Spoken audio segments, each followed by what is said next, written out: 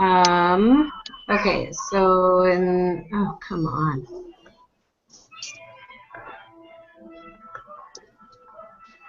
In part 2, it starts out with the graduate management test. The GMAT is used in admission criterion in many Masters of Business Administration MBA programs. The scores on the GMAT in the past have a mean score of 529. The BYU professor feels now that the score has improved within the last couple of years. So determine the null and alternative hypothesis. So I guess we don't have to go through all of them, but I just read that because, you know, I was getting on track. Does anybody have specific questions, or were there any problems that they ran into? I think the more and more I worked on it, the more I was getting it. Just reading the text alone, I had to get to the prep assignment and then the homework assignment to really start to understand it. So I feel like I'm getting better. You know what I did this time, which I thought helped me, is I actually watched the videos first. Because then as I was reading it, I felt like I could apply it more, because I usually read the stuff first and then watch the videos, and then it makes sense. I thought, what if I watched the videos first? Then as I was reading through, I'm like, yeah, I understand that, I understand that, I understand that. I don't know if that is a different way of, I guess, looking at it, because I'd never done it that way before, but I felt like it helped. I've done it that way before, too. I think it just depends on my mood for the day and how I'm going to do it. I think I understand the gist of it. I think a lot of it was review and, like, having everything kind of come together and understand everything a little bit better. Yes. But, like how the significance of the p-value and all that stuff. But what I'm having a really hard time, so I'm going to go ahead and go to B. Suppose the evidence of the null hypothesis is rejected. However, in reality, the mean score of students taking the exam is still 529. Is this a type 1 or type 2 error? I still don't understand type 1 or type 2s, and so maybe you can... I guessed on this one. What I wrote down in my notes that helped me, so for type 1, I just wrote down, you reject the null when it's really true. So if I looked at the problem and I saw that they're rejecting the null even though it's true, then I knew it was a type 1. I don't know if that helps, but then for type 2, I just wrote down where you fail to reject the null when it's false. I don't know. Someone has a better way of putting it. But when I would look at this sentence and then look at the problem, I was able to work my way through it and decide which one it was. I just copied down the little chart in my notes. Did you find the chart in the text? Yeah. and I got that, and I felt like I got it, but as I worked through the homework and even the quiz, the group quiz, then it was like, oh, I thought I got it, but now I don't get it. So we'll continue to revisit that because it'll come up. Yeah, I felt like I needed to study more. But did you watch the TA guy? I haven't watched it yet. He just put it simply, like he just put simply at the end. He just said the way he remembers it says type 1 error is rejecting the truth. Yeah. So like that was just his blanket. How do you know if it's true?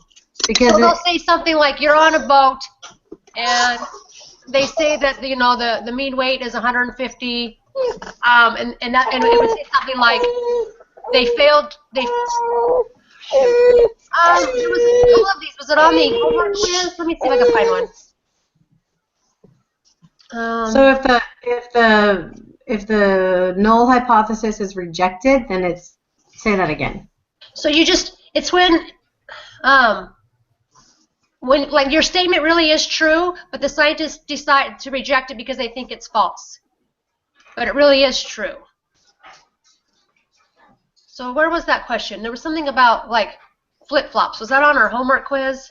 Yes. Okay. Or is that the group one? No, I think it was an example in the reading. It was just in the homework and the reading, yeah. Okay, yeah.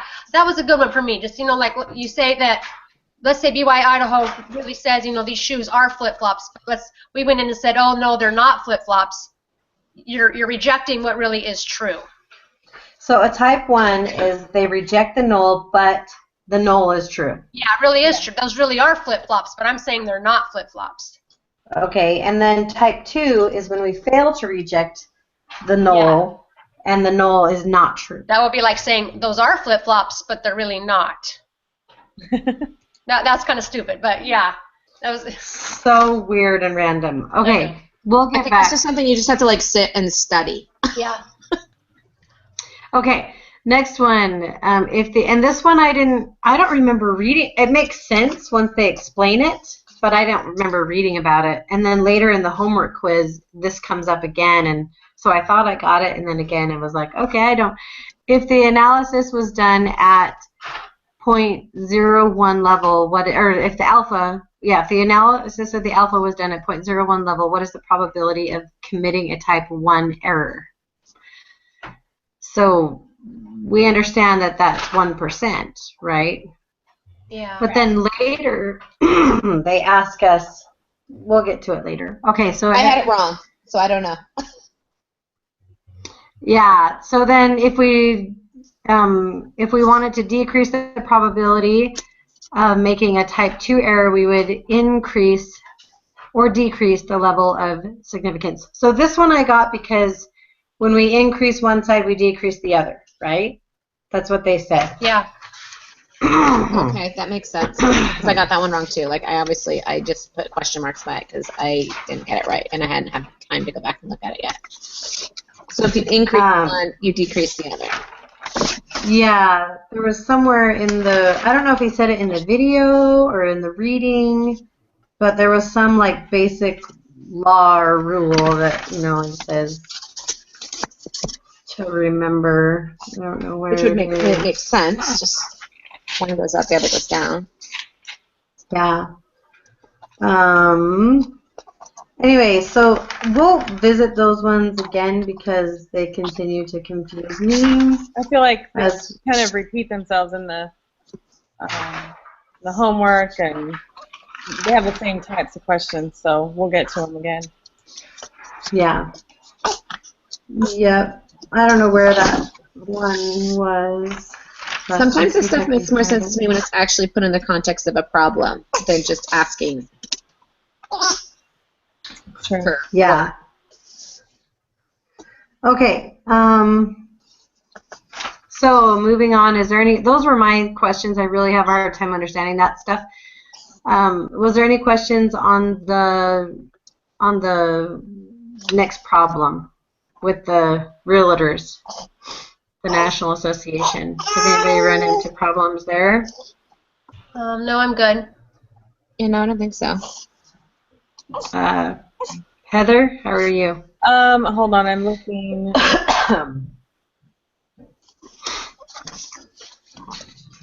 Okay, so on part 4 of number 2. Oh, yeah. Me too, Heather. I just got there too. I did not have the right answer, and I didn't know why. I have trouble. I don't even have an answer here, so I'm thinking.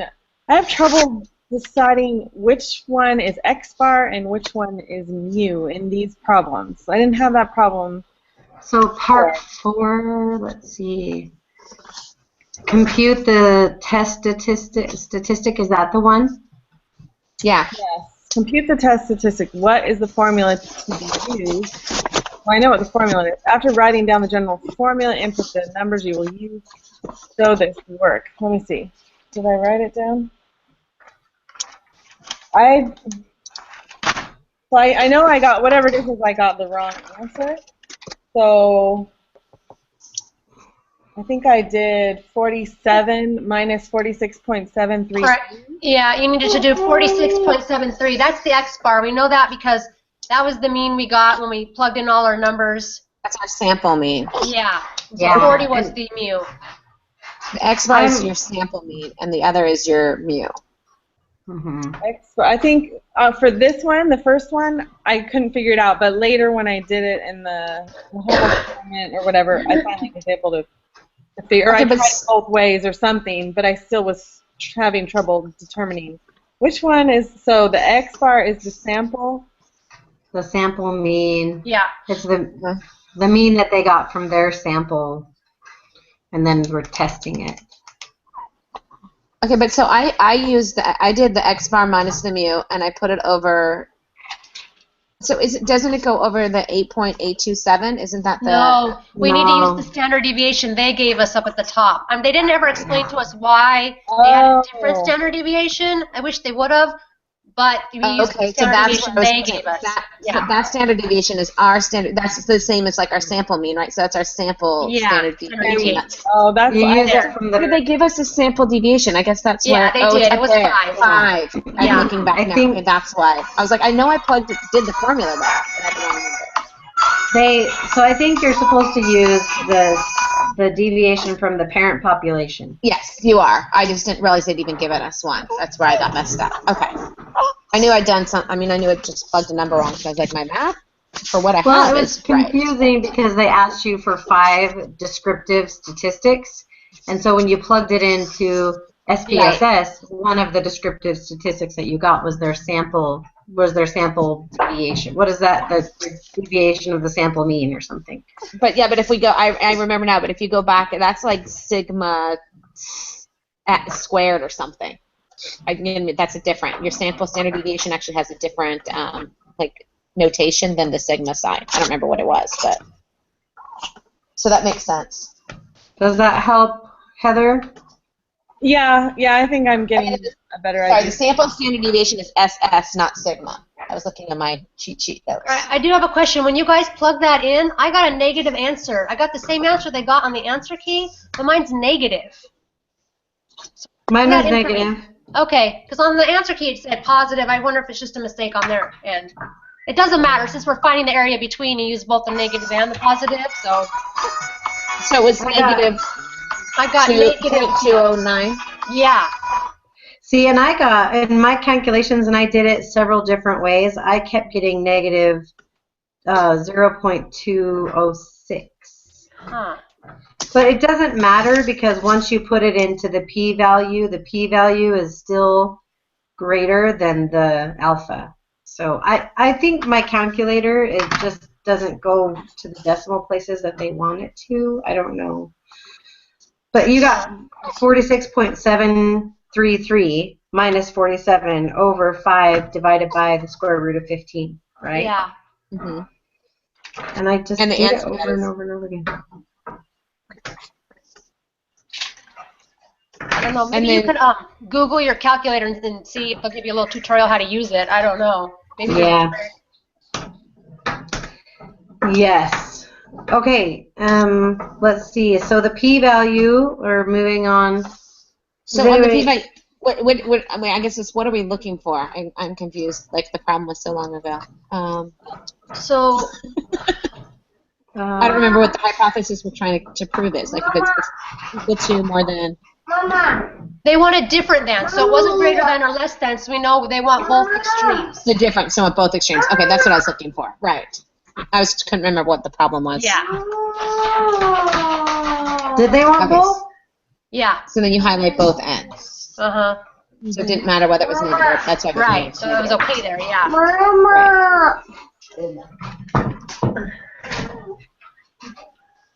Okay. Oh, hold on. Remember, I have a meeting.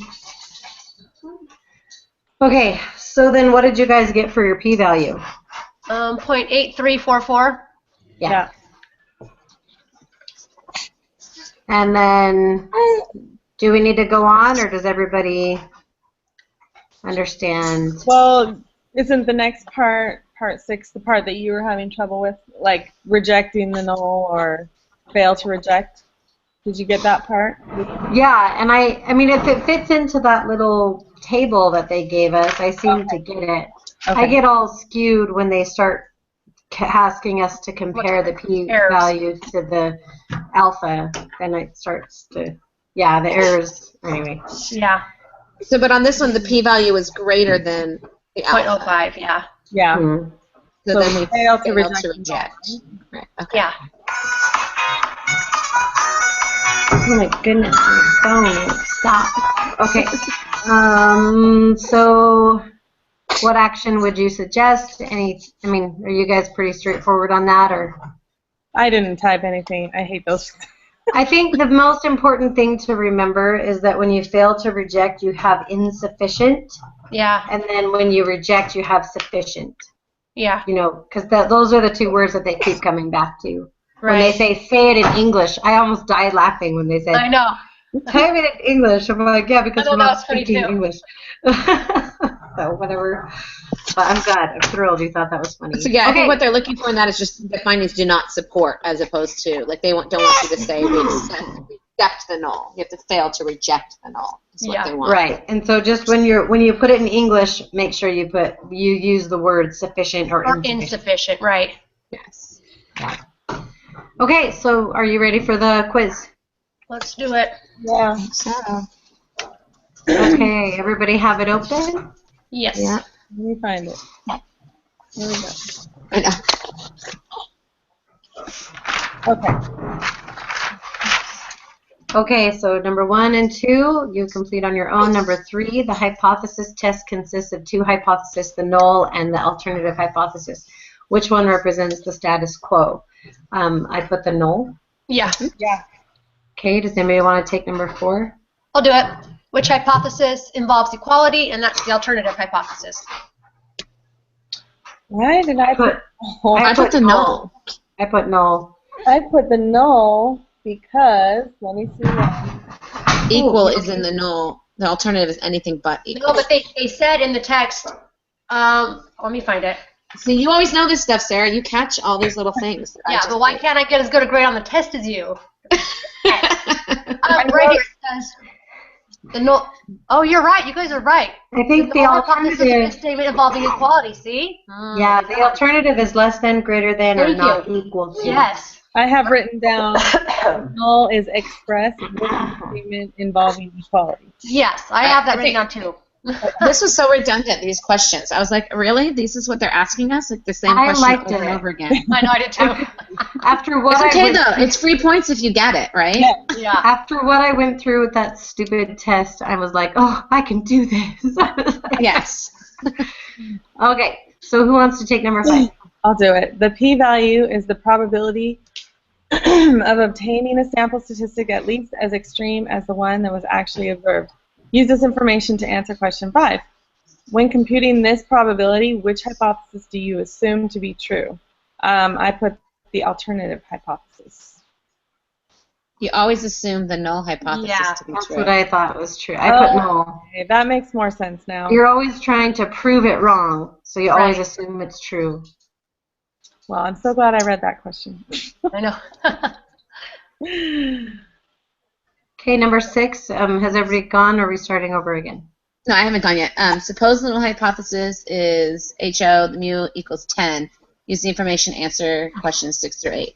Which of the following represents an alternative hypothesis for a two-tail test? So that's the third one. It's not equal to. Yeah. Yeah. Okay. Okay, my turn. Which of the following represents the alternative hypothesis with the left-tailed test? And that's the first one, mu is less than 10. Okay. I got 8. Which of the following represents the alternative hypothesis for a right-tailed test? And that one is greater than 10, the second one. Okay. The outcome of a hypothesis test is determined by comparing the p-value to the level of significance, or A, what do we call that, alpha? Alpha. Use this information for questions 9 through 10. Which relationship would result in failing to reject the null hypothesis? And I put p-value greater than A. Yeah. Yes. Yes. All right. Which relationship will result in rejecting the null hypothesis? And I put p-value is less than alpha. The second Yeah. one. Yeah. Is it my turn? Yeah. When an insurance company is reviewing its current policy rates, when originally setting the rates, they believed that the average claim was about 1,500. They were concerned that the true mean is actually higher than this. Use this information from 11 through 12. So which of the following would be the appropriate alternative hypothesis? The average claim is greater than 1,500. Yeah. Because that's for the alternative hypothesis, right? Right. Yeah. Okay. And I got this one. Which of the following will be the appropriate null hypothesis? And I put the average claim amount is equal to 1,500. Yeah. My turn. The insurance company randomly selects 40 claims and calculates a sample mean of X bar is equal to 1650. Number 13, the insurance company assumes the distribution of the sample mean is normal. Is this a good assumption? And I said yes. Yeah, because our sample size is greater than 30. Yeah. Okay, yeah. Okay, I've got the next one, but I was not sure on this answer. What theorem or law justifies your answer in the previous question? And I was confused because they didn't talk about shape or they didn't use my two words. They didn't use shape or spread. And so I was like, I don't know. All they're talking about is size, and they both pertain to size. So does someone have a way of But explaining they that didn't one? ask anything about the standard deviation. And I think with the law of large numbers, the mean and the standard deviation are closer and closer together, right? Right. And so I just put central limit theorem because they only gave us information on the size and the mean. Yeah, I put central limit too. I talked about that in our text. It didn't talk about law of large numbers, so. Okay. Yeah, I didn't know. Like I was like, I don't feel like they gave us information Yeah, on either of them. So the law of large or the central limit theorem is just what? It's if our sample size is big, then we can assume it's true. Isn't that what that one said? Yeah. So that's kind of what our reasoning was. So I think that's the one I chose. right. Okay, that makes sense. Okay, which of the following is a test statistic as defined in this lesson? I put Z because I first put X bar. Oh, that's what I put. That's what we're testing, I guess. But then later in the questions and like the homework quiz, they ask you find the statistic that blah blah blah blah blah. So Yeah, in my notes, I just wrote test statistic, and then I wrote the Z equals too. formula. So Yeah, I me think too. that's what I figured is Z is what they're the test statistic is Z. What Z equal? yeah, That's because what I thought. they take that statistics and from statistic and from that they get the probability value, and then we can put that up against the alpha and then make decisions Right. from there. So the Z formula is the test statistic. I guess Yeah. it is a little That's what I confusing. think. Like if they'd written the whole formula out, it would have made sense. But Right. Well, it's hard because we are testing the sample mean, but the actual value that we're going to put against the probability is the Z score. The Z score, yeah, which is the test statistic. Yeah. Right. Does that help, Heather? Yeah, that does. That makes sense. All right. Okay, who's next? That's me. The historical mean of sales receipts at a grocery store is $150 with a standard deviation of $40. The store manager suspects that the average has decreased. She sets up a hypothesis test with the following hypothesis. So our null is 150 and our alternative is less than 150. She will use a level of significance of alpha equals 0.05. Okay, do you guys hear that? Yes. You're echoing. Is it Did me? I do something? I just unplugged my headphones. No. I don't know. I'm okay. All right, well, I'll just keep going. Sorry. So anyway, she will use the level of significance of alpha equals 0.05. She then takes a simple random sample of 36 sales receipts from her store and computes X bar equals 144. So what is the Z-score associated with this test? I got negative 0.900. That's what I got. I did not get that. Where are my notes? Okay, so maybe I did it wrong again. Maybe I did the... Oh, wait a minute. I just forgot to put a negative. What did you get? Negative 0.900. It was 0.8999999 or something like that. Oh, I Yeah. had a zero. I had a 0 in front of my. I had 0.0899, and I changed it to negative 0.090. But you're saying it's not okay. I did something wrong then in my math. Oh, Maybe you just wrote it wrong. maybe. What was your equation? So 144 minus 150. Did I get that right on the Yeah. top? Divided by 40 divided by square root of 36. Right. So I ended up with negative 6 over 6.667. Mhm. Okay. You just wrote your answer right. You just wrote your answer wrong. You got it. You had Yeah, it. your math looks good. Where's my Or your equation, your setup looks good. Yeah, no, negative? Oh wait, is it negative 6 or negative 0.6 on the top? -6. -6. I think I did -0.6. That might be why. Okay, so moving on. Who's next? Let me do the next one because I didn't finish the last couple problems. I ran out of time. What is the p-value associated with the z-score from the previous question? And I had 0.184 Me too. because we had to take the less than portion of the applet. Right. So I got that one wrong because my number at the bottom was wrong. So I'll Right. go back. So, back in. you guys got what? So you needed to take your z-score was -0.900. I need to take that to the applet, and because we want our alternative hypothesis was that it was less than, you had to highlight the left tail of the applet. Right. I just put something in wrong. So 0.184? 0.184, yes. Okay. There we go. Now I have it right. If you don't listen, put this down. Okay. If you want to stay And yeah, here. I did the next one too, but I didn't get 19, 20, and 21. I had to decide this morning whether I was going to work out or finish this, and I chose to balance my life and work out. So I almost made it, but not quite. Okay. 18. So what inference would you make about the null hypothesis for this problem? I could have this wrong since my numbers were wrong. Well, we know that our number is 0.184 now, so And that's higher than 0.05. Yeah. So, Right, so we- reject, right? we failed to reject. Fail to Fail read. reject. Okay. Yeah. Then I have that right. Okay. Okay, now this is where I tried 19, 20, and 21, but this is where I got all confused. Okay.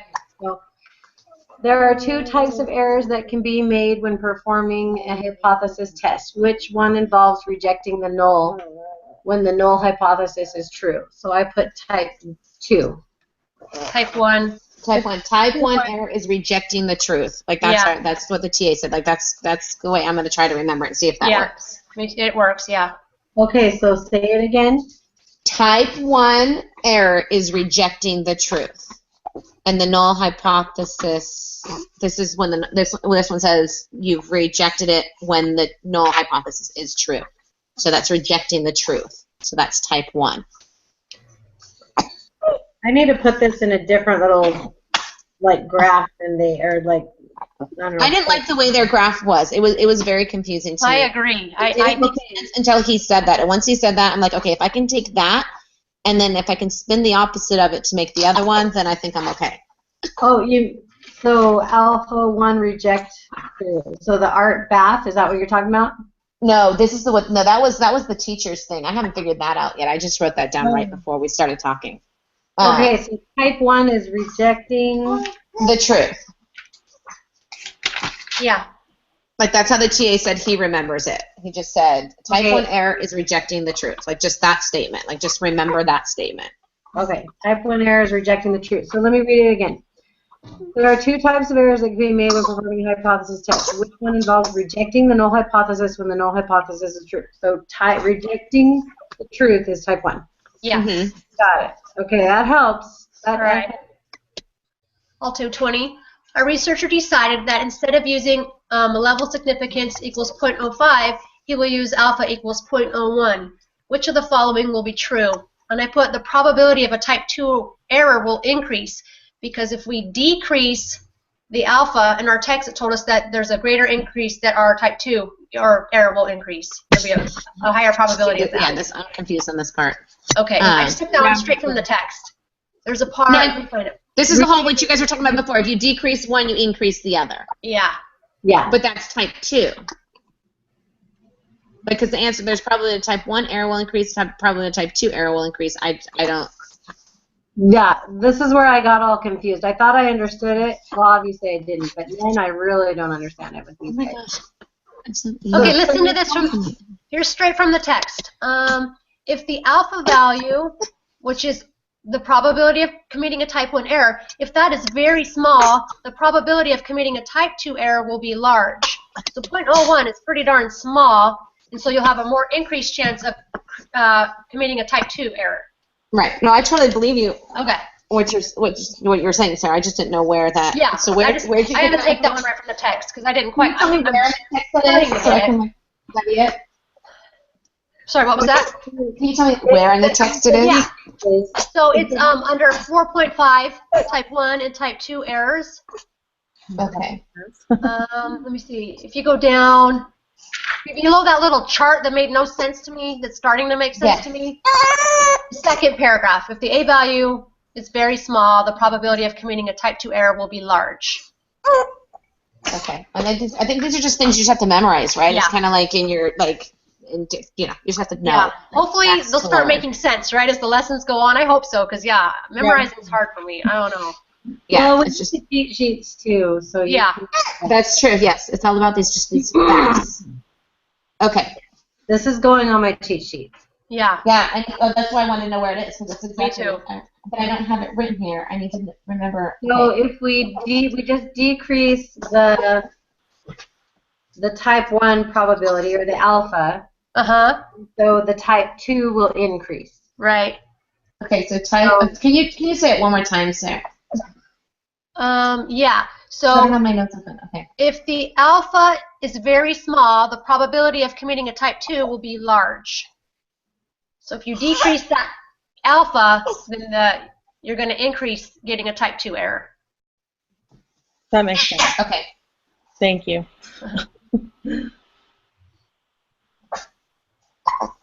And 21, I did not. I don't didn't know. understand I don't know we're- what to write down. It wants us to write down a probability, right? Like, Yeah. so it's just a 1 in 20 chance. That's what 0.05 is. That's what it says in our text. But I don't. That's not how you write it, because it won't let me do 1 divided by 20 in the little answer box. So I don't know what to write down there. Does it have anything to do with the applet because it's talking about probability? Do we have to go plug it in? So are they talking about the problem before that we were working on? Are they saying to go up to this problem? No, because usually they're pretty good about saying use this stuff to answer, 20 and 21. So I would Right. say, is it a 5% chance? Will they let you do 5% or 0.05? yeah, you could do 0.05, but it seems funny that would be the answer when they just give you that right there in the question. 'Cause that's what I thought when I first looked at it, but then I thought that sounds too easy. Right, and so I thought when we learned to write probabilities, we learned 1 in 20, and so I tried to do that, but it won't let you do that. So I have no idea. Is there like a formula in the text somewhere that I'm? I read through this like 10 times trying to figure this one out, because it even says right here, the most common value for alpha is equals 0.05. This is equal to 1 out of 20. And so I don't know.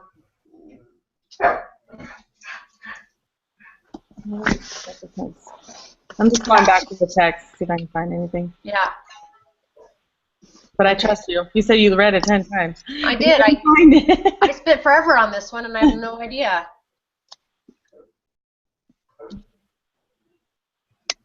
We can always try and send a message to Richmond. Yeah.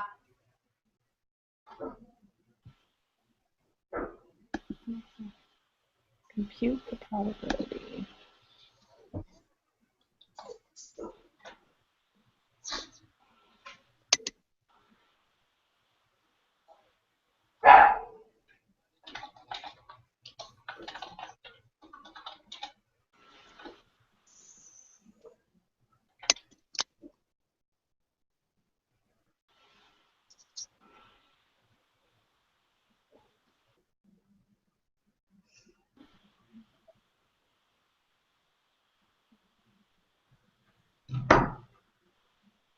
I just sent a text, so I don't know. The only thing I can suggest is that I can get. This is due today, right?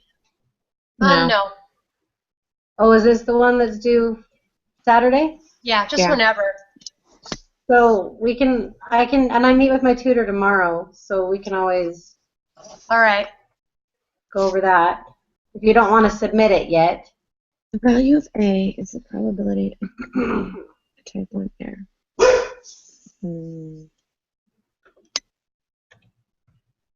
For now, I'm just going to put 0.05. Yeah, because it doesn't let us put a percent sign in there. Unless, try it on your computers. Maybe my computer's dumb. Try 1 out of 20. I have no idea. Usually they won't If let it you has percent in the answer, that usually has it Yeah, off the side after. So right, I know. That's true.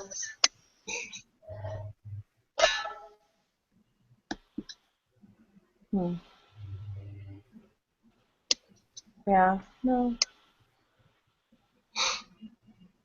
Okay, well, let's go back over the answers. Okay. Since we're all kind of stumped on it, you know where to go. 1 and 2 are your own. 3, the null. 4, the null. 5, the null. 6 is x, or mu is not equal to 10. 7 is mu is less than 10. 8 is mu is greater than 10. 9 is the p-value is greater than alpha. 10, the p-value is less than alpha. 11, the average claim amount is greater than 1,500. 12, the average claim amount is equal to 1,500. Cover. 13 is yes. 14 is the central limit theorem. 15 is Z. 16 is negative 0.900. 17 is 0.184. 18 is fail to reject the null. 19 is type 1. 20 is the probability of a type 1 error will increase. What is it, type 1 or type 2? Error. Type 2, Oh, right? type 2. Sorry, the probability of a type 2 error will increase. Is that right? Yeah. And then 21, for now I put 0.05. Okay. Which So, sounds so crazy. Why would they even ask that question if that's all? Yeah. I feel like there's more to it. I can also forward this message on to Emily. So you just put the answer as what alpha is? Well, that's what the other answer was before, so.